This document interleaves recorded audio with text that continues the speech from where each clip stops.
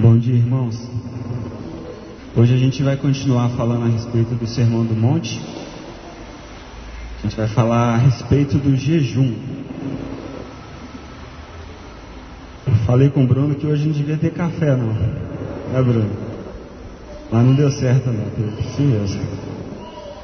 Amém? Gente, antes de falar a respeito do jejum, eu estava pensando e meu coração ele enche de expectativa.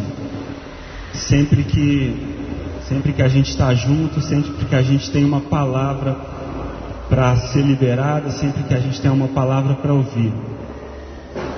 Isso porque todas as vezes que Jesus fala na Bíblia, todas as vezes que Jesus dá uma palavra, alguma coisa acontece. Sempre que Jesus fala, algo muda. Ele nunca fala em vão. Para a gente ter ideia, a gente está falando aqui a respeito do Sermão do Monte. Um sermão de Jesus. E a gente já teve até hoje 23 sermões. 23 sermões, estamos na metade, falando de um sermão de Jesus, o Sermão do Monte.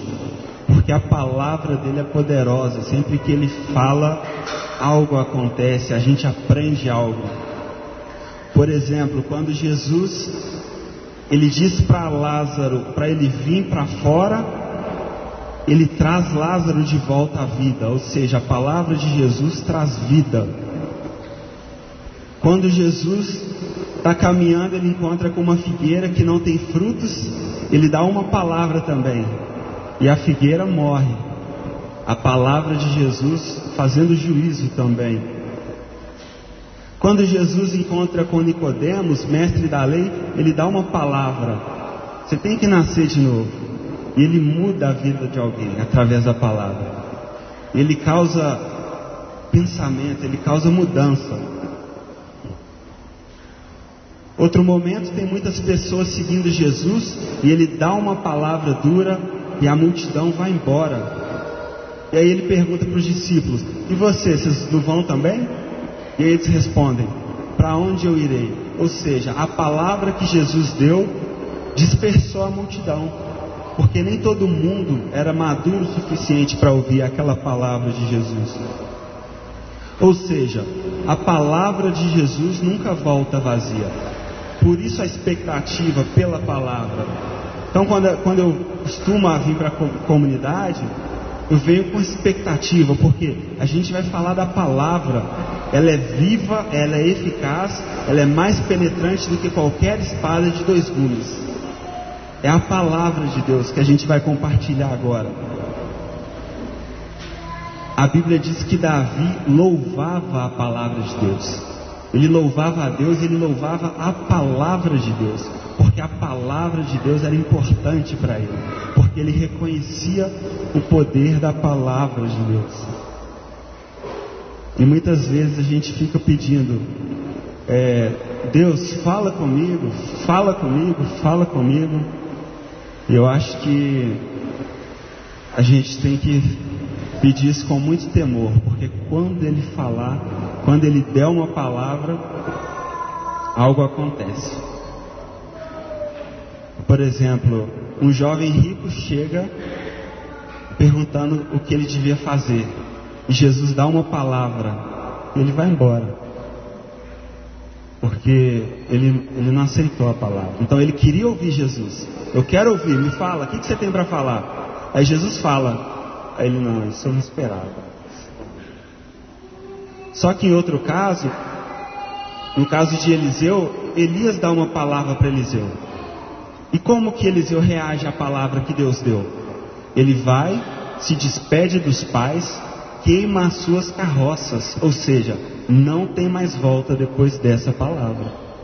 Jesus falou, acabou. Você vai reagir. Como você reage ao que Deus fala? O que você vai fazer a partir disso?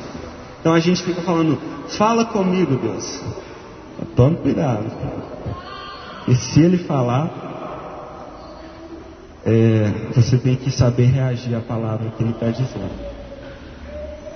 A gente vai falar hoje a respeito do jejum, está em Mateus 6. Mateus 6, do versículo 16 ao versículo 18.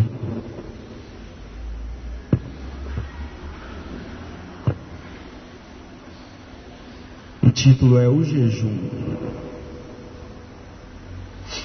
Quando jejuarem, não mostrem uma aparência triste como os hipócritas, pois eles mudam a aparência do rosto, a fim de que os outros vejam que eles estão jejuando. Eu lhes digo a verdade, eles já receberam a sua plena recompensa. Ao jejuar, arrume o cabelo e lave o rosto, para que não pareça aos outros que você está jejuando, mas apenas a seu Pai que vê em secreto, e o seu Pai que vê em secreto o recompensará. Gente, eu estava estudando a respeito do jejum, e o significado de jejum é a abstenção de alimento por razões espirituais. É deixar de comer mesmo, deixar de alimentar com objetivos espirituais. Por isso que é diferente de dieta, é diferente de greve de fome, porque o objetivo do jejum é espiritual. E para que a gente jejua? Qual que é o motivo espiritual? A principal razão do jejum é a humilhação da nossa própria natureza. É a humilhação da nossa carne, a humilhação da nossa alma. A Bíblia diz que Davi humilhava a sua alma com jejum. Então o jejum ele serve para isso, ele tem esse objetivo. E é engraçado que Jesus, na Bíblia inteira, gente, de Gênesis a Apocalipse, eu acho que fala de jejum 70 vezes, mas nenhuma vez manda a gente jejuar. Por exemplo, a Bíblia diz, orem sem cessar. Vocês devem orar sem cessar. Quando vocês estiverem com alguém doente, chamem os presbíteros e eles orem. Só que o jejum não tem nenhuma parte que fala, jejuem. Só que isso não quer dizer que Jesus não espera de nós que a gente jejue. Porque também a palavra não está escrito aqui, se vocês jejuarem. Se você quiser jejuar. Não, ele está falando, quando vocês jejuarem. Ou seja, Jesus esperava que o público que estava recebendo aquela mensagem jejuasse. E é isso que ele espera de nós. Em outra ocasião eles chegam em Jesus e perguntam, Jesus, por que os fariseus jejuam e os seus discípulos não? Ele fala, ora, é porque o noivo está presente. Ninguém jejua quando o noivo está presente. Mas haverá um tempo em que o noivo será tirado de vós. E aí então vocês devem jejuar. Aí então jejuarão.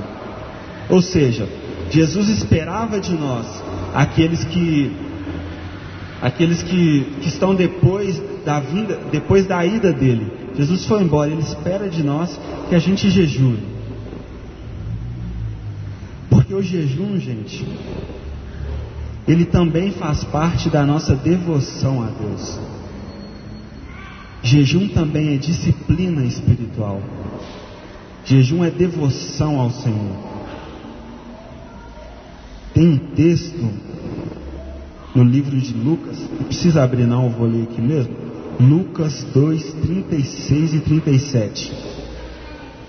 Fala a respeito de Ana, diz assim: estava ali a profetisa Ana, filha de Fanuel, da tribo de Azer.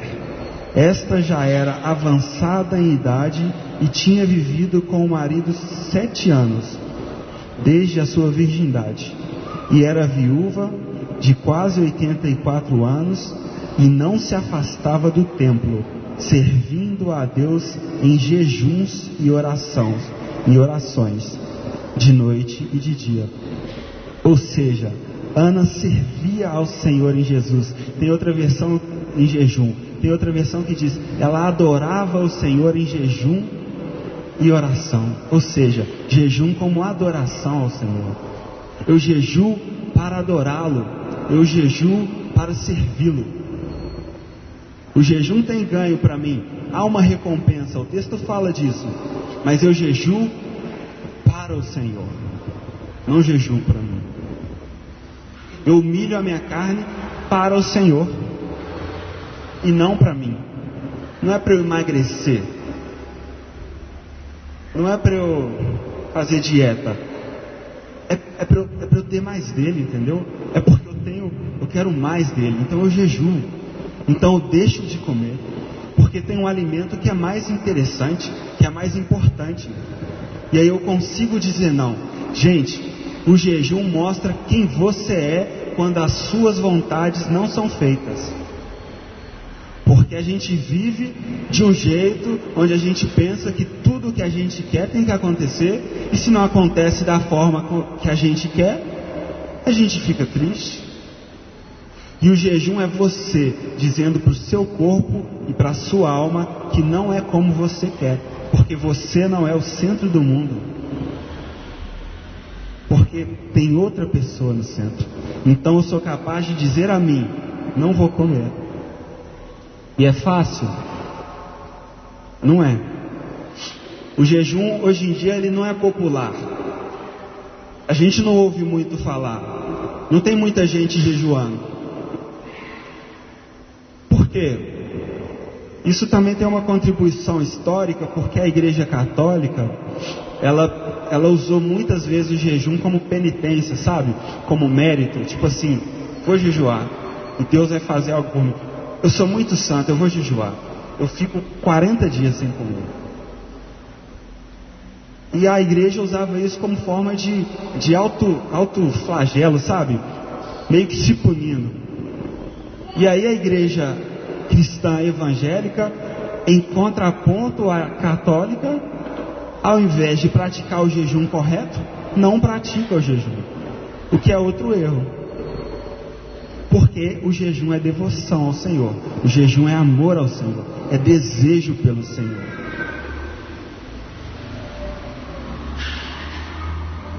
O jejum, ele não é que ele te dá mais fé, ele faz as coisas por você. Não, ele te deixa mais sensível ao Senhor.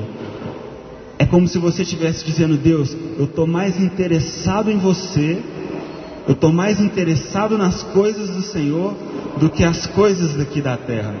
Então eu vou me abster das coisas daqui da terra para eu estar mais ligado com o Senhor. Por isso que quando a gente jejua, o seu espírito fica mais sensível. É como se você estivesse se limpando, tirando coisas que estão te atrapalhando de ter comunhão com Deus. Deus quer uma comunhão plena comigo, com Gabriel. Só que a gente está tão preocupado com tantas outras coisas que a gente não consegue ouvir Deus falar. E aí a gente jejua, para quê? Para dizer para nós, para humilhar nossa alma, para humilhar o nosso corpo e lembrar que tem algo mais importante. E o jejum ele é usado ao longo da Bíblia muitas vezes, irmãos.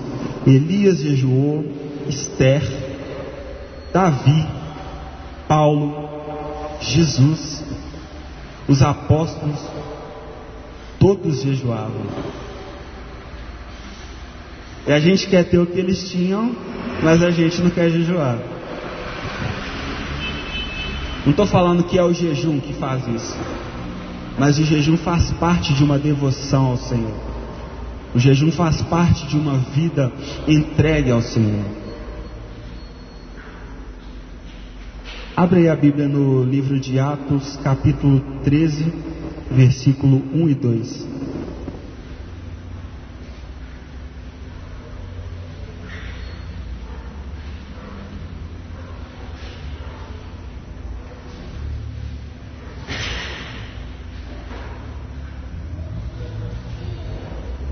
Está escrito assim: e na igreja em que estava em Antioquia havia alguns profetas e doutores, a saber, Barnabé e Simeão, chamado Níger, e Lúcio Cirineu, e Manaém, que fora criado com Herodes o tetrarca, e Saulo. E servindo eles ao Senhor e jejuando, disse o Espírito: apartai-me a Barnabé e a Saulo para a obra que tenho os chamado. Olha só o que está logo após da palavra jejum. disse o Espírito.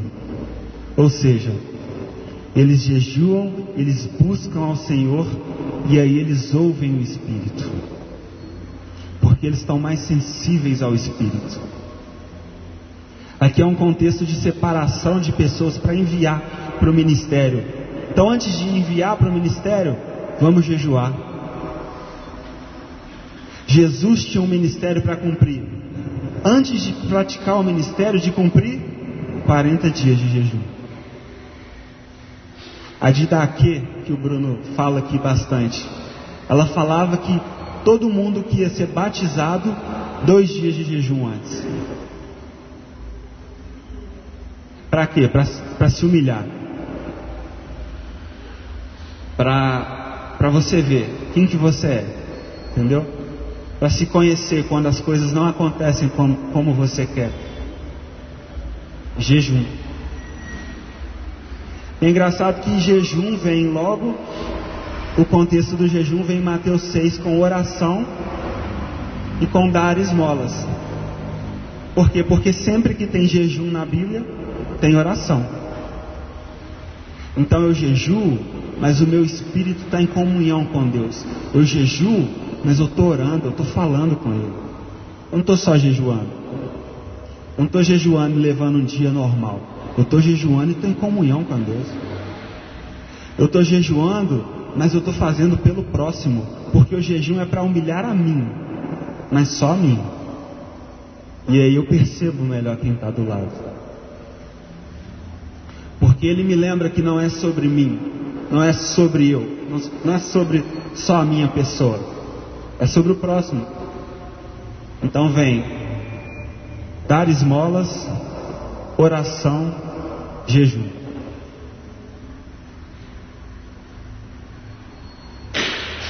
E é tão interessante essa questão de jejum ter a ver com o próximo, que tem uma situação na Bíblia que a Bíblia diz que Deus não ouve o nosso jejum. Ele não se atenta, Ele não vê. Tem gente que jejua e Deus não vê. Está lá em Isaías 58. Eu vou ler aqui para vocês. Isaías 58, 2 e 3. Vou ler a partir do 1. Grite alto, não se contenha, levante a voz como trombeta, anuncie ao meu povo a rebelião dele, e à comunidade de Jacó os seus pecados. Pois dia a dia me procuram, parecem desejosos de conhecer os meus caminhos, como se fossem uma nação que faz o que é direito e que não abandonou os mandamentos do seu Deus. Pedem-me decisões justas e parecem desejosos de que Deus se aproxime deles. Por que jejuamos, dizem, e não viste? Por que nos humilhamos e não reparaste? Contudo, no dia do jejum, vocês fazem o que é do agrado de vocês. Quando Deus não ouve o jejum? Quando Ele não se importa? Quando Ele não vê? Quando você jejua e faz o que é do agrado seu. Se o jejum é para me humilhar, faz sentido eu jejuar e fazer o que é do meu agrado? Se o jejum é para humilhar minha alma e o meu corpo, tem como eu jejuar e fazer o que é para mim só? Então quando você jejua assim, querendo para você, eu jejuo porque eu quero isso de Deus, eu jejuo por mim, só por mim, aí Ele não vê, porque no dia do jejum você fez o que era do seu agrado. Se quiser fazer o do seu agrado, Ele não vê. Então o jejum está sempre com oração, jejum está sempre com o próximo, dar ao próximo, fazer pelo próximo. E na Bíblia, gente, tem muitas ocasiões especiais onde aparece o jejum. As pessoas também usam o jejum para enfrentar situações difíceis, para enfrentar situações que não estão dando certo. Por exemplo, Davi tem um filho. filho com Betseba. E aí o filho dele adoece. O que ele faz? 7 dias de jejum, jejuando pelo filho. Ele jejua ao Senhor, mas jejua ao Senhor pelo filho. Esther tem um decreto e fala que todos os judeus vão morrer. Esther é judia. O que ela faz? Jejum, 3 dias sem comer e sem beber água. Ela e os outros judeus. Para quê? Para ver se Deus se atentava para aquilo que estava acontecendo, para pedir a intervenção do Senhor. A gente pede em oração e a gente pede em jejum também, porque é sério, a situação é séria, e a gente jejua por isso. E nesse contexto de Esther, os judeus foram preservados. Foi por causa do jejum? Não, foi Deus. Mas ela mostrou a sua devoção a Deus através do jejum.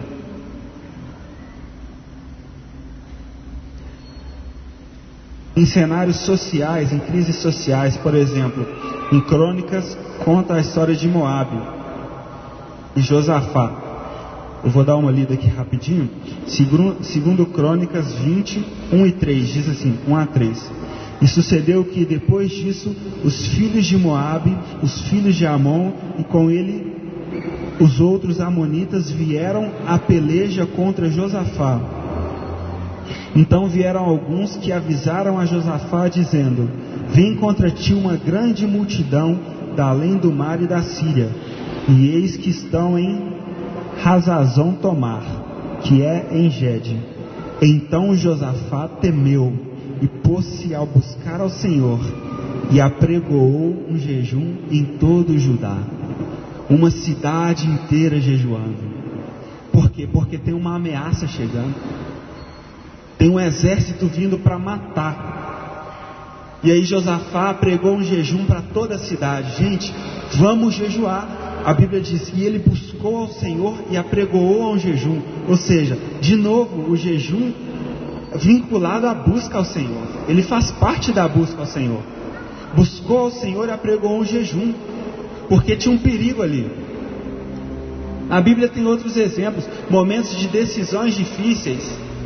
Por exemplo, aqui em Atos, vamos ter que separar alguém. Quem que vai ser? Jejua. Decisão difícil para tomar? Jejum, oração. Para quê? O jejum traz resposta? Não. O jejum te deixa sensível à voz de Deus, e Ele consegue falar com você a resposta para aquela situação. Foi o jejum? Não. Foi Deus. Mas você jejuou em devoção. Arrependimento. Paulo cai do cavalo. O que ele faz? 3 dias. Jejum. Por quê? Ele tinha um passado, ele precisava de algo novo, ele se arrependeu do que ele fez.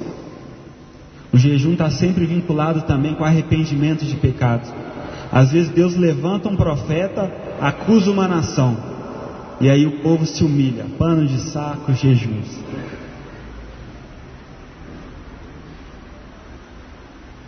Esther, Jesus, Davi, todos jejuaram.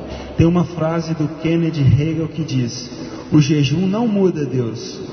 Ele, Deus, é o mesmo antes, durante e depois do seu jejum.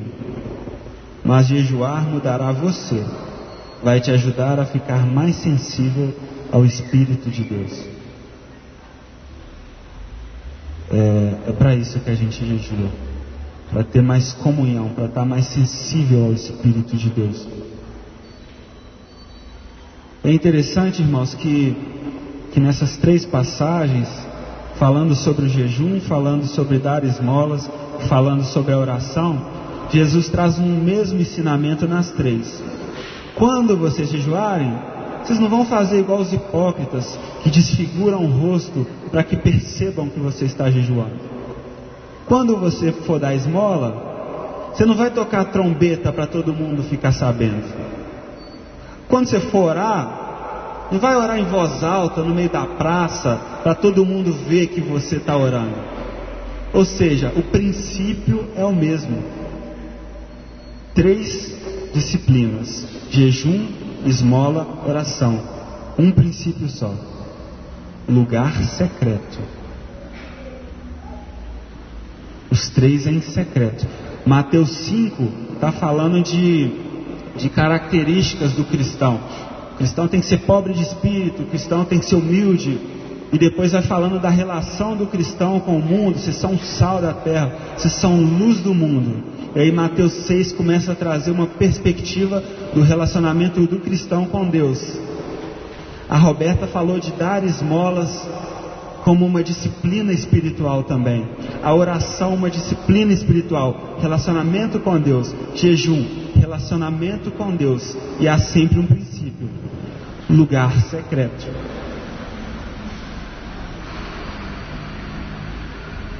Gálatas 1:10 diz o seguinte: acaso eu agora busco a aprovação de homens ou a de Deus? Eu estou tentando agradar a homens? Se eu ainda estivesse procurando agradar a homens, não seria servo de Cristo. Busco a aprovação de Deus e não dos homens. Isso que ele diz é muito sério, gente. Se eu ainda busco agradar os homens, eu não sirvo a Deus. Você pode fazer algo, você pode ter algum trabalho, você pode estar desempenhando uma função na igreja, mas se você ainda busca agradar aos homens, você não serve a Deus.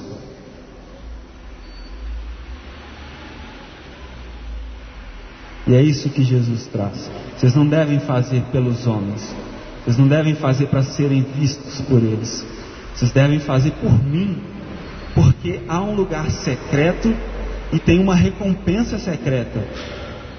Vocês devem ir para lá, vocês devem fazer essas coisas por amor a mim, por devoção a mim, por desejo demais de mim. E as recompensas, elas são excludentes, gente. É a mesma atitude, mas são recompensas excludentes. Ou uma ou outra. Não tem como ficar com as duas. E eu estava vindo para cá pensando, eu viajo, né, pensando nas coisas. Eu estava assim, gente, eu fui pôr o cinto de segurança. Eu ainda pensei assim, não vou pôr não, porque minha blusa vai amarrotar. Eu falei, não, eu vou pôr. Aí eu pensei assim, se eu ponho o cinto para não tomar uma multa, ou se eu ponho o cinto porque eu quero andar com segurança, das duas formas, se acontece um acidente, eu sou preservado, porque eu pus o cinto, independente da intenção. Então tem coisas que você faz, independe da intenção. Tanto faz pelo que você fez. Mas para Deus não. São excludentes. Se a intenção é essa, a recompensa é essa. Mas se a intenção é essa, aí tem outra. As duas não dá.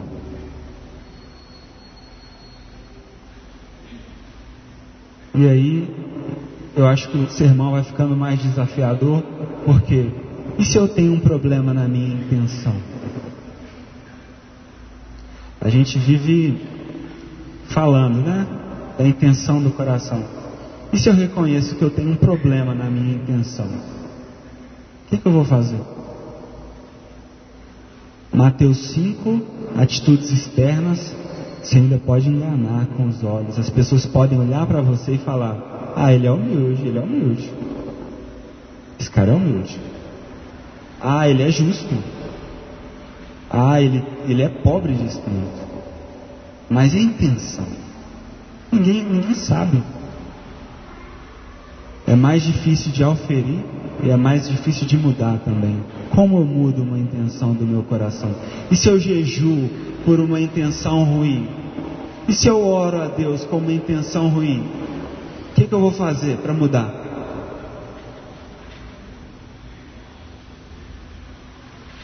E é engraçado que eu acho que a mudança da intenção é justamente naquela coisa que você deveria estar fazendo com a intenção certa. Ou seja, Eu oro com intenção errada. Mas onde eu mudo a minha oração? A minha intenção? Quando eu oro ao Senhor, quando eu estou no lugar secreto. Eu posso estar lá com a intenção errada, mas é lá que a minha intenção muda. Um comportamento, se eu quero emagrecer, eu paro de comer. Se eu quero engordar, eu como demais. Se eu quero mudar a minha intenção, o que eu faço? Lugar secreto. Presença do Senhor. Sinceridade com Deus. Deus, eu estou orando, mas a minha intenção não é boa. Engraçado, Deus, que se eu oro e ninguém fica sabendo, eu fico até triste. Se eu jejuar e não contar para ninguém, parece que eu nem jejuei, Deus. Se eu der alguma coisa para alguém e ninguém souber, Deus, parece que eu nem dei. Eu arrependo de dar. Mas você está sendo sincero. Você está na presença do único que pode mudar a sua intenção. Você está na presença do único que consegue mudar o seu interior. A palavra diz em Romanos 8,6: de fato, se viverdes segundo a carne, haveis de morrer. Mas, se pelo Espírito de Deus mortificardes as obras da carne, vivereis. Então, quem que é capaz de mudar a minha intenção? O Espírito de Deus. Se pelo Espírito de Deus eu mudo a minha intenção, então não sou eu que me mudo, é o Espírito de Deus. Eu só me coloco num lugar onde o Espírito de Deus consegue me mudar. Eu só busco a Ele e digo: Espírito, por favor, me mude, me transforme, mude a minha intenção, mude o meu pensamento. Gente, como é que você vence um pensamento ruim? Como é que você vence pecados no pensamento? A gente peca assim. Se você está fazendo alguma coisa e tiver um pensamento, você fala assim: não, eu sou ruim, viu? Olha o que eu estou pensando. Mas é o que a gente canta aqui: preencha os meus pensamentos com os seus. Como Ele preenche os pensamentos nossos com os dele? Lugar secreto. Então já é uma primeira recompensa do lugar secreto: a mudança da sua própria intenção, para que um dia você busque Ele com uma intenção boa. E aí você não pode nem se orgulhar de estar buscando Ele, porque até a intenção boa de buscar Ele foi Ele que te deu.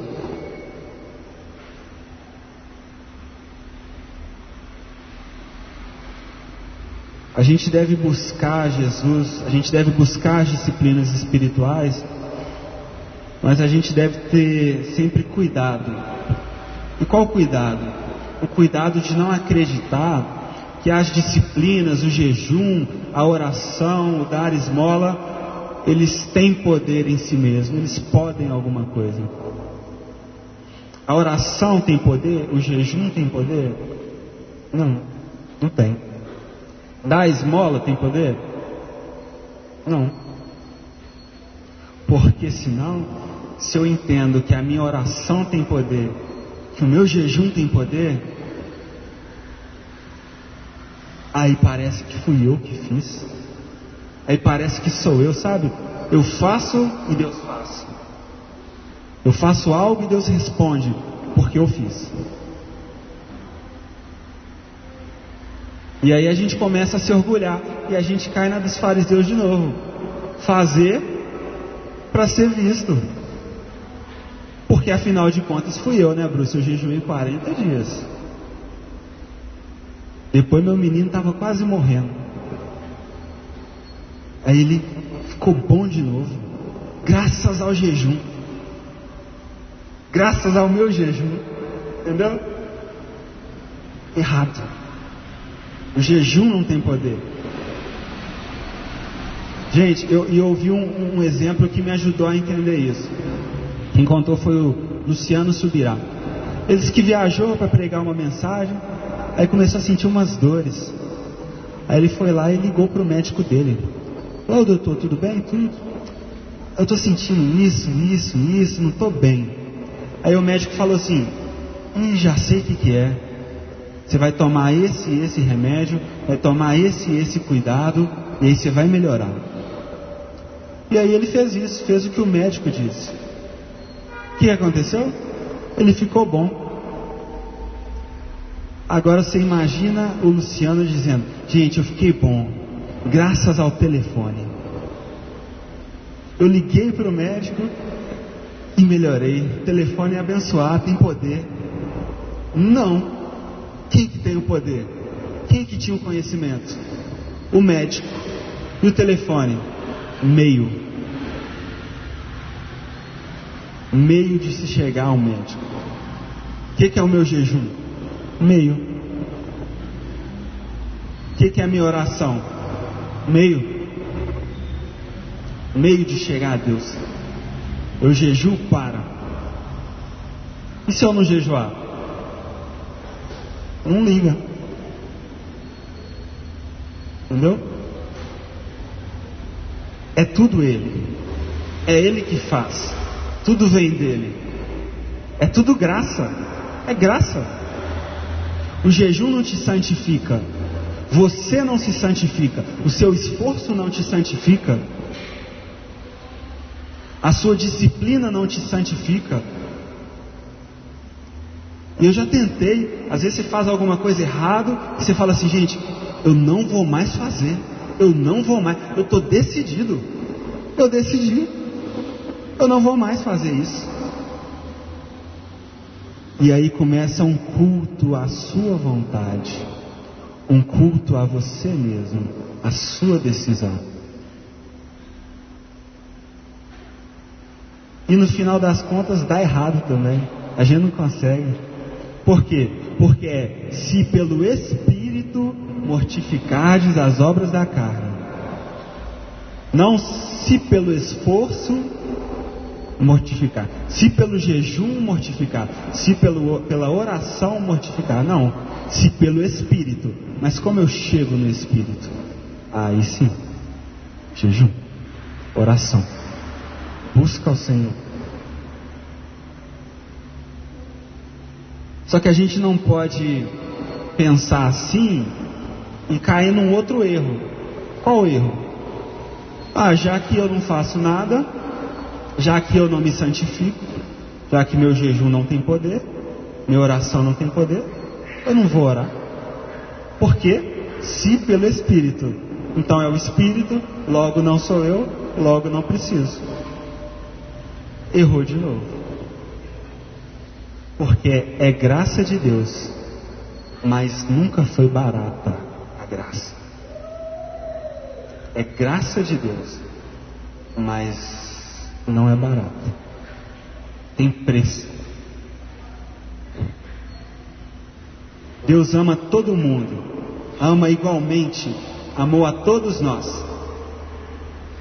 E a gente vive ouvindo que não tem nada que eu possa fazer para Deus me amar mais, não há nada que eu possa fazer para que Ele me ame menos. Verdade? Verdade. Mas e para ser agradável a Deus? E para ser agradável a Ele? Paulo disse lá naquele outro versículo que eu li: se eu busco agradar aos homens, eu não sirvo a Deus. Mas ele não, ele busca agradar a Deus. E para ser agradável a Ele, não é de qualquer jeito. E aí entra as disciplinas. São elas que fazem? Não. Você mereceu? Não. Mas elas são um meio de te fazer ser agradável a Ele. A Bíblia fala de Davi e fala de Saul. Saul foi levantado rei. Só que Saul desobedeceu ao Senhor. E tem uma parte na Bíblia que diz: se você tivesse me obedecido, eu confirmaria o seu reinado para sempre. Então, Davi veio porque Saul falhou.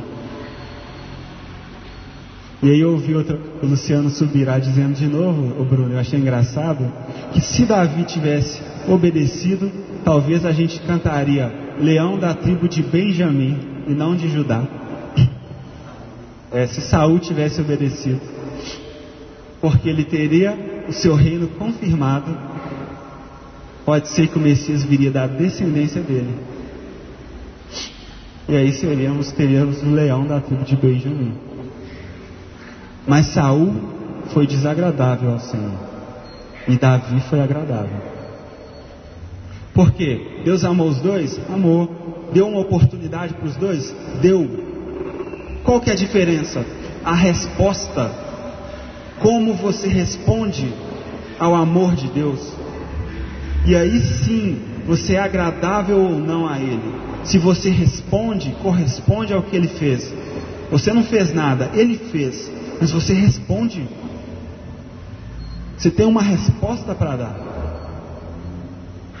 ao que Ele fez. Jejum é resposta. Oração, resposta. Ele fez, Ele faz. Eu respondo. Por quê? Porque eu amo. Por quê? Porque quero ser agradável a Ele. Aí eu respondo.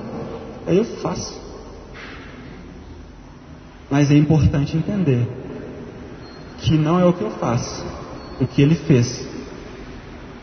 E eu cresço a Bíblia diz para a gente crescer na graça. Salvação é graça, somos salvos, mas dá para crescer na graça. Dá para crescer.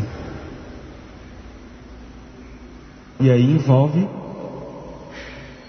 preço, não é preço, fica parecendo a gente está negociando.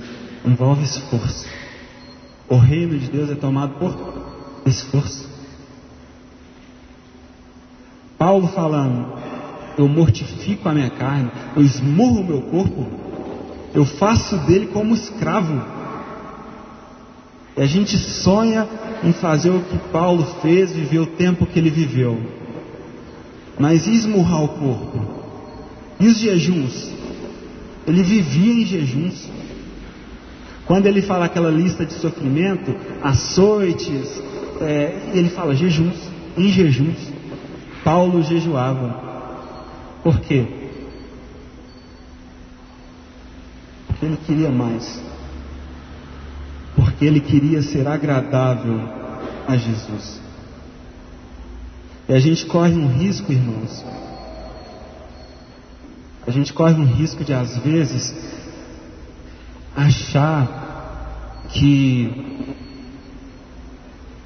essas coisas, jejum, oração, é coisa de gente religiosa. A gente acha que a gente passou disso, a gente entendeu, a gente não é religioso. Então para que eu vou jejuar? Eu não vou ser como o fariseu, que jejua, muda o rosto para todo mundo ver que ele está jejuando. E aí a gente cai num outro erro, não jejua.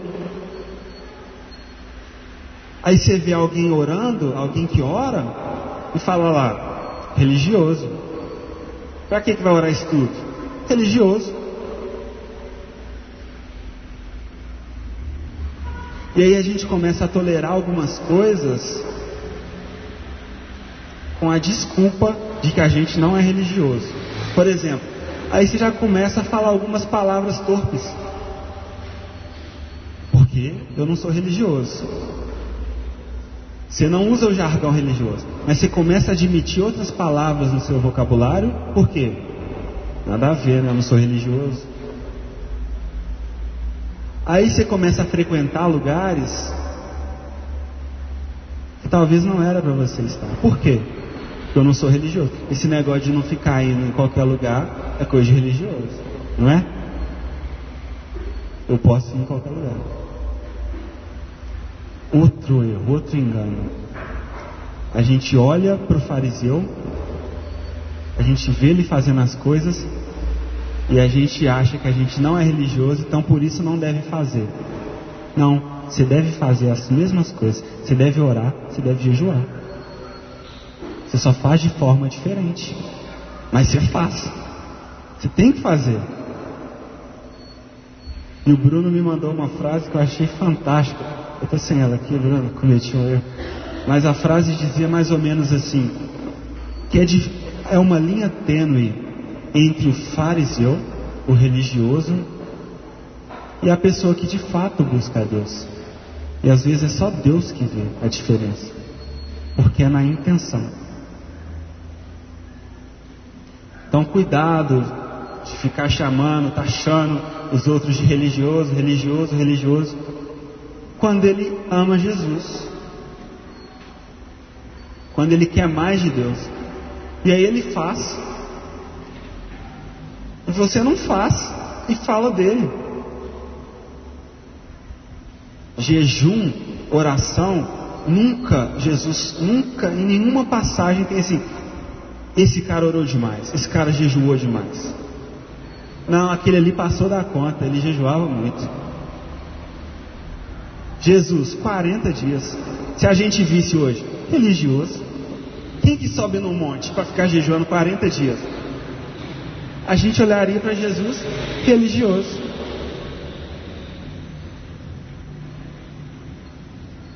E aí a gente não faz. Quem julga a intenção? Deus. Só que não deixe de fazer por achar que você não é religioso. Não comece a aceitar as coisas que não são para você, porque você acha que entendeu demais e que não faz mal.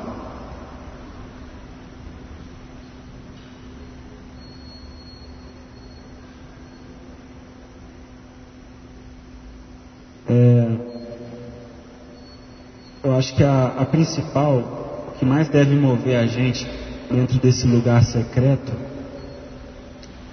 é a recompensa. Gente, não é errado buscar as coisas por recompensa. Não é. Às vezes soa ganancioso, mas não é errado. Não é errado você fazer as coisas querendo a recompensa. Não é errado eu trabalhar para ganhar um dinheiro. Não é errado. Não é errado eu dar uma flor para a Lídia porque eu quero namorar, eu quero casar. Não é errado.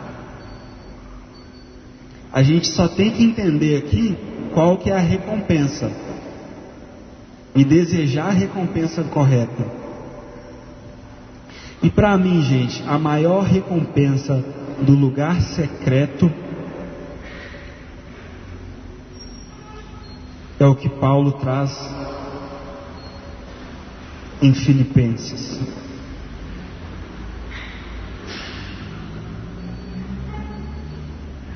A maior recompensa que alguém pode ter na sua vida de devoção a Deus está em Filipenses 4, Filipenses 3, 7. Eu vou esperar para a gente abrir junto.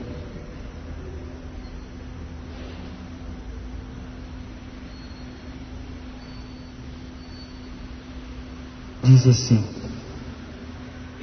mas para mim, o que era lucro, passei a considerar como perda. Por quê, Paulo?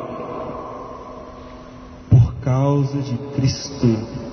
Mais do que isso, considero tudo como perda, comparado à suprema grandeza do conhecimento de Cristo Jesus, meu Senhor. Por quê? Por quem perdi todas as coisas e as considero como esterco, para poder ganhar a Cristo e ser encontrado nele, não tendo a minha própria justiça que procede da lei, mas a que vem mediante a fé em Cristo, justiça que procede de Deus e se baseia na fé.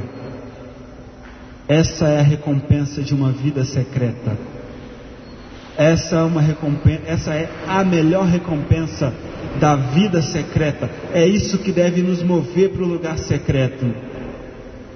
Quando Paulo está falando das coisas que ele considera como perda, ele não está falando de coisa ruim, não, gente. Eu tinha essa impressão quando eu li esse versículo. Tipo assim, eu vivia todo errado, eu quase morri, eu tinha falsos amigos. E aí, eu conheci a Jesus e passei a considerar isso como perda. Não é isso que ele está falando. Ele está falando de coisas boas.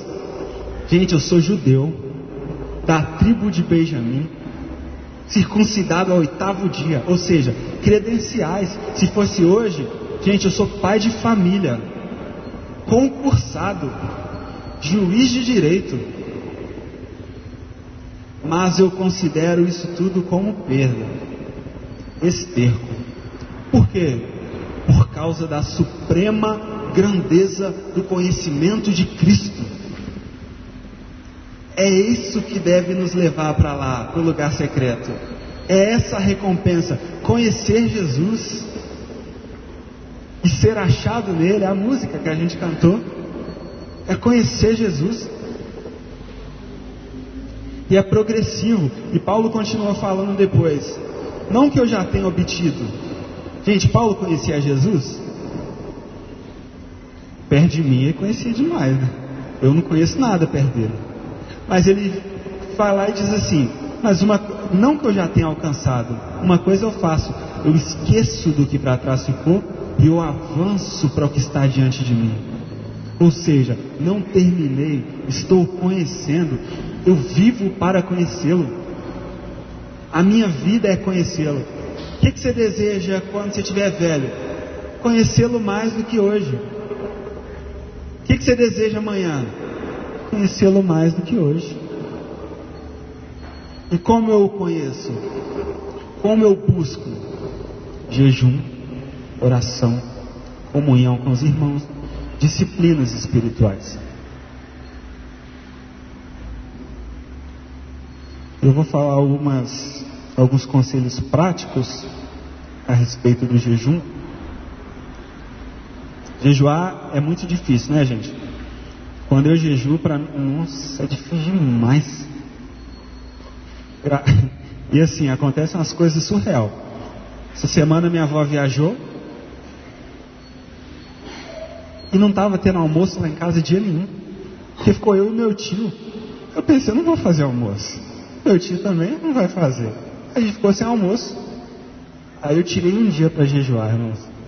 Uma tia minha chegou e falou assim, gente, boa tarde, vim fazer almoço para vocês. Eu falei assim, como assim, gente? Não tinha almoço ontem, não tinha almoço anteontem. Eu vou jejuar até o almoço. Tinha. É assim, jejum é difícil. É difícil demais. Não é não, Biel? Mas tem algumas dicas para tentar ficar mais fácil. Algumas coisas que a gente pode fazer.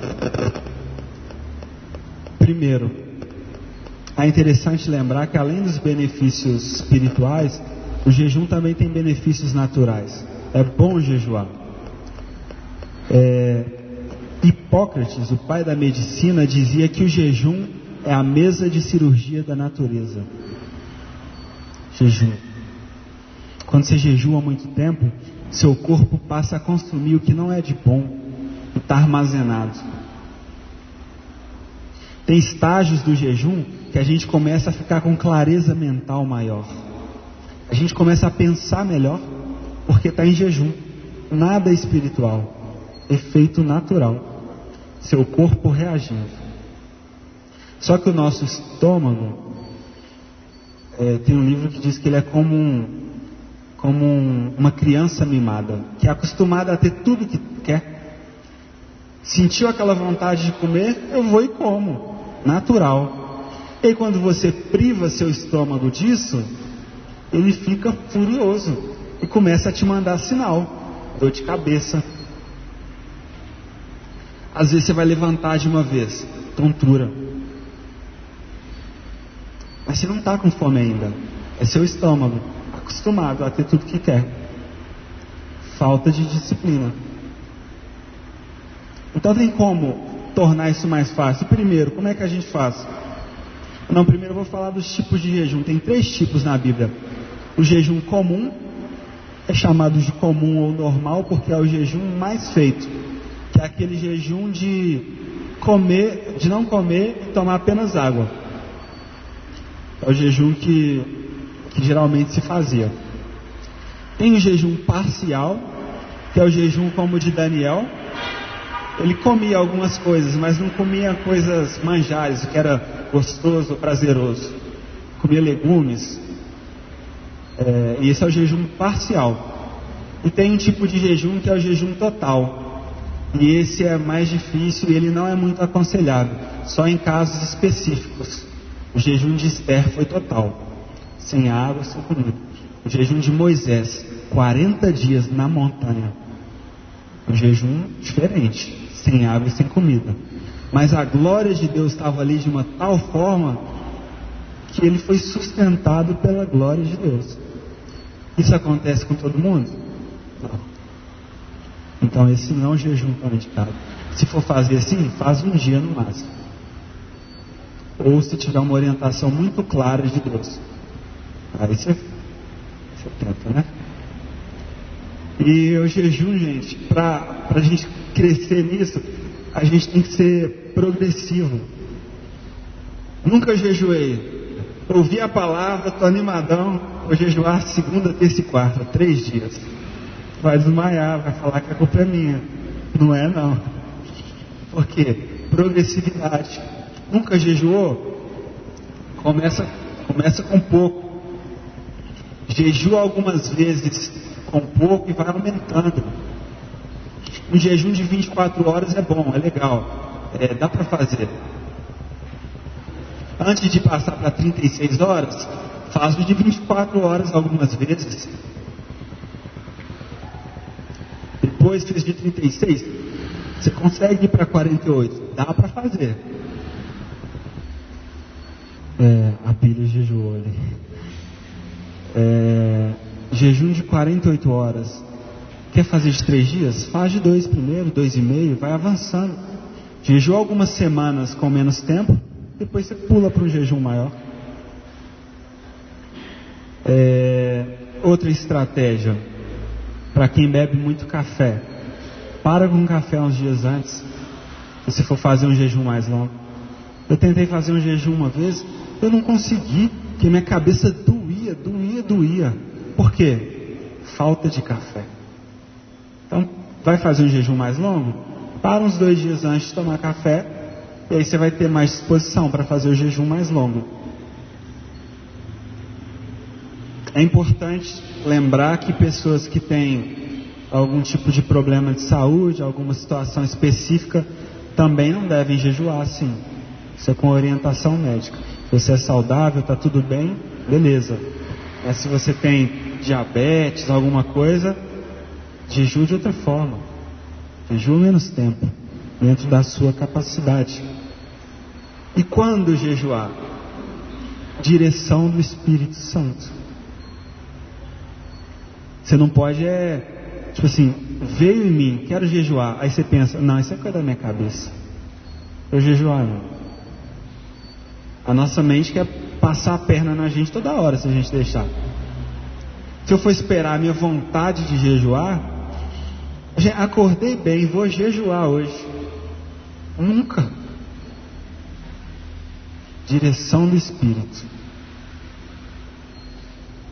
O momento de jejuar, ele te fala. Não precisa entrar no jejum com um tempo determinado. Vou jejuar 3 dias. Não, você vai jejuar. A hora de parar, direção do Espírito. Não da barriga, do Espírito. Ele fala. E já caminhando para concluir, irmãos, quando o David me chamou para jejuar, para falar sobre jejum, eu estava jejuando em casa um dia e pensando sobre o que falar. E aí veio uma impressão no meu espírito enquanto eu jejuava. Felipe, jejum é coisa de quem está com fome. Jejum é coisa de quem tem fome. Fome de Deus. E aí eu fui ver em algo novo que veio para mim. Essa frase já existe. Muita gente fala: jejum é coisa de quem tem fome do Senhor. Eu desejo tanto, eu quero tanto, que eu sou capaz de nem comer, para estar sintonizado com Ele, para estar mais perto, para escutá-lo mais. Eu preciso adiantar as coisas. Eu não sei, eu acho que isso não é certo não, mas às vezes para mim é como se eu tivesse pressa, sabe? Eu tenho tanta pressa de conhecê-lo que eu preciso fazer alguma coisa mais radical. Eu preciso fazer algo. Vou jejuar, que eu estou com pressa, que eu quero, que eu desejo. Aí eu jejuo. E aí eu separei algumas referências, eu vou ler todas rapidinho aqui, falando de fome de Deus. João 6,55: pois a minha carne é a verdadeira comida, e o meu sangue é a verdadeira bebida. É claro que tem aqui uma metáfora, mas também tem sentido literal. Eu tenho fome de Deus.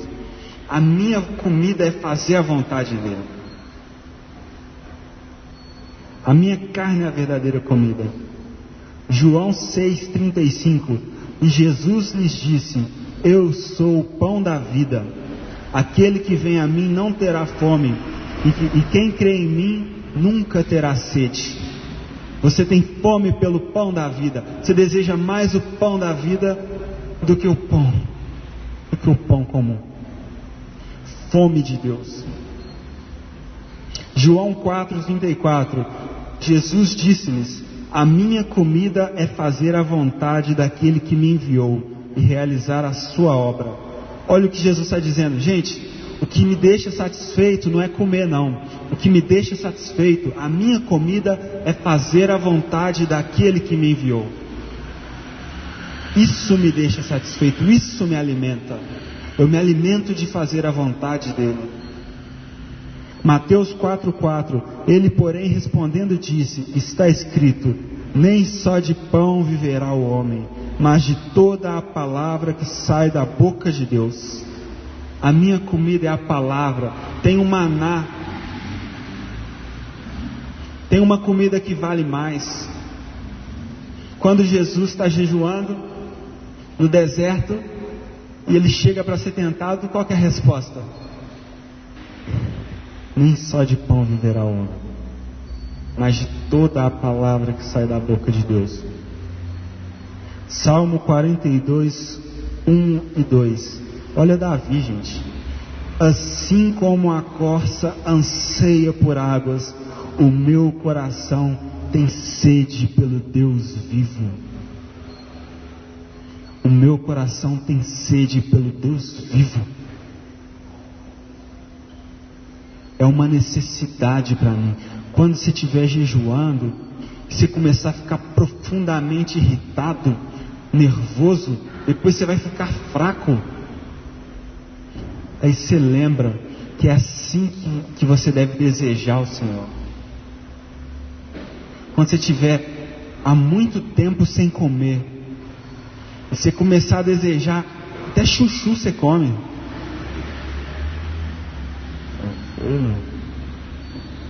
Aí você pensa, é assim que eu devo desejar o Senhor. Necessidade básica da minha alma. Sede do Deus vivo.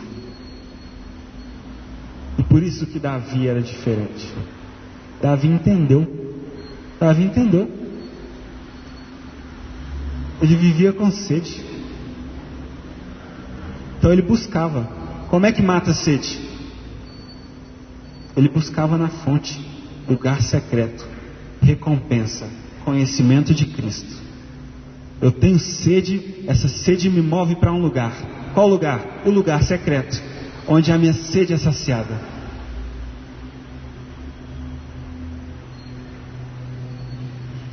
E é o que eu oro, é o que eu desejo para nós, irmãos. Que o nosso coração tenha sede pelo Deus vivo. Que a gente jejue não com mérito, Não porque eu posso, não porque para os outros me veem, não. Eu jejuo porque eu estou com fome. Eu jejuo porque eu estou com sede.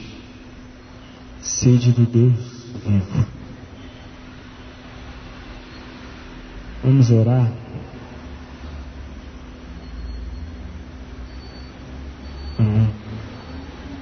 Senhor, nós somos gratos a Ti, Pai. Por essa manhã, nós somos gratos, Pai, pela Tua presença. Nós somos gratos pela Sua palavra. Nós louvamos a Sua palavra, porque ela é viva, ela é eficaz, ela é penetrante, ela transforma, ela confronta, ela muda situações, destinos, ela traz vida, ela ressuscita. A Tua palavra, Jesus, poderosa. E nós Te agradecemos pela Tua palavra, Pai. Que ela encontre lugar no nosso coração, que seja uma terra boa, Pai, que dê frutos para a Tua glória. Nos ensina, Pai, a perceber que nós não devemos fazer as coisas, Pai, para que os homens vejam, mas para ser agradáveis ao Senhor, Pai. Como a gente cantou, nós queremos ser agradáveis ao Senhor como um perfume. Nós queremos a recompensa que faz sentido buscar, o conhecimento de Cristo. Nós temos sede por isso. Nós queremos demais. Nós desejamos com a nossa alma. Assim como a corça anseia por águas, o meu coração tem sede do Deus vivo. E é por isso que eu vou para um lugar secreto. É por isso que nós vamos Te buscar em secreto. Porque é lá que o Senhor vê. O Senhor nos vê em secreto. E é lá que o Senhor transforma as nossas intenções más. Perdoa-nos, Pai, pelas vezes que Te buscamos, que jejuamos, que oramos com intenções ruins, Pai, mas hoje nós entendemos que é o Senhor que muda isso em nós. Então vem com Teu Espírito, Pai, e muda a nossa intenção, muda o nosso coração, muda a nossa vida por completo, Pai, e gera em nós sede, desejo, fome do Senhor, Pai, fome da Tua presença, fome do Senhor, do conhecimento de Cristo, Pai. E que assim a gente viva, Jesus, com expectativa do dia em que o Senhor vai vir para de uma vez por todas matar a nossa fome. Nós desejamos esse dia, nós amamos o dia da Sua vinda, nós amamos o dia em que virá, porque nós estamos com fome. Nós amamos as bodas do Cordeiro, porque seremos satisfeitos.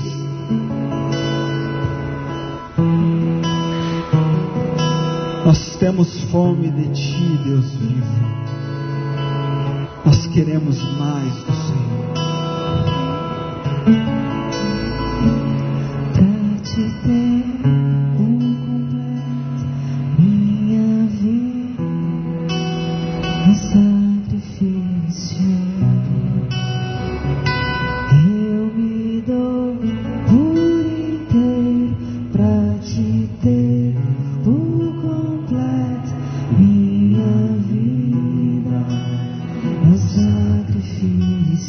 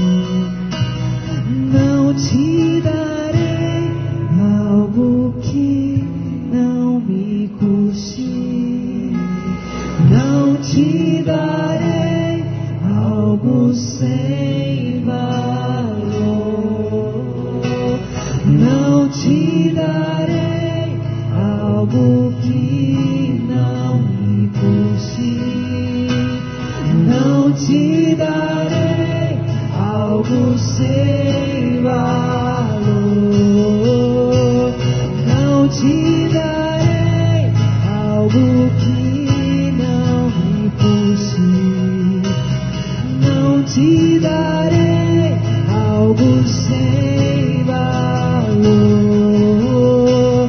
não te darei algo que não me custe, não te darei algo sem valor. Sacrifício vivo, santo e agradável, sacrifício vivo sou. Sacrifício vivo, santo e agradável, sacrifício vivo sou. Sacrifício vivo, santo e agradável, sacrifício vivo sou. Sacrifício vivo, santo e agradável, sacrifício vivo.